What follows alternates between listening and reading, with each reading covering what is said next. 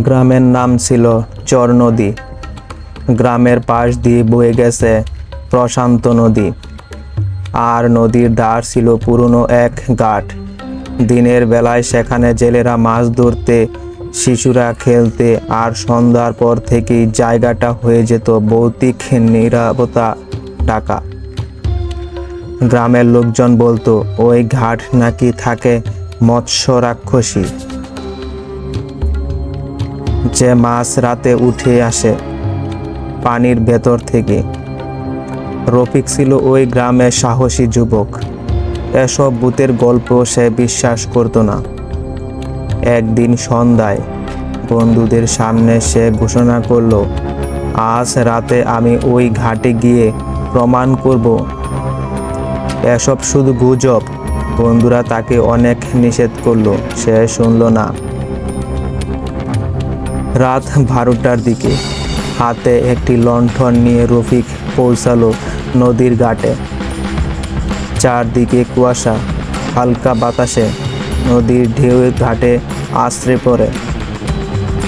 হঠাৎ দূরের একটি শব্দ শুনতে পেল, পানির ভেতর যেন কেউ হাঁটছে। রফিক লণ্ঠন তুলে তাকালো। সে দেখল পানির মাঝখানে দাঁড়িয়ে আছে এক নারী। লম্বা ভেজা চুল, সাদা শাড়ি আর হাতে মাছ ধরার জাল। রফিক সাহস করে বলল, কে আপনি? নারীটি ধীরে ধীরে ঘাটের দিকে এগিয়ে এলো। তার মুখে অদ্ভুত হাসি। সে বলল, আমি মাছ ধরতে এসেছি, তুমি কি আমাকে সাহায্য করবে? রফিক একটু অবাক হয়ে বলল, এত রাতে?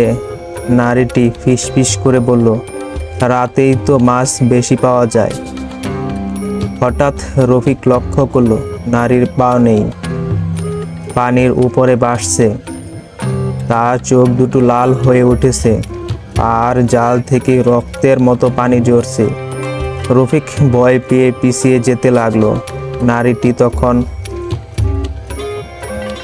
গলায় হাসলো, তুমি এসেছো, এখন আর ফিরতে পারবা না। মুহূর্তেই সে বিশাল এক রাক্ষসী রূপ নিল। সে দাঁতগুলো ধারালো, চুলগুলো সাপের মতো লড়ছে। এক লাফ দিয়ে রফিকের দিকে এগিয়ে এলো। রফিক দৌড়াতে লাগলো, কিন্তু কুয়াশার মধ্যে সে পথ হারিয়ে ফেলল। তখন সে শুনতে পেল নদীর দিকে এক গর্জনে ফিরে এলো, মাছ ধরতে হবে। রফিক হঠাৎ মাটিতে পড়ে গেল। তার চোখ বন্ধ করলো, কালেমা পড়তে লাগলো। কিছুক্ষণ পর সব শান্ত হয়ে গেল। সে চোখ খুলে দেখলো ভোর হয়ে গেছে। ঘাটে কেউ নেই, শুধু তার পাশে পড়ে আছে ভেজা মাছ ধরার জাল। রফিক কোনো মতে গ্রামে ফিরে এসে সব ঘটনা বলল।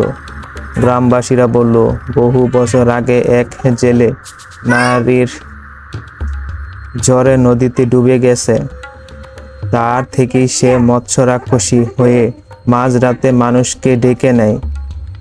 সে ঘটনার পর থেকে কেউ আর ওই ঘাটে যায় না।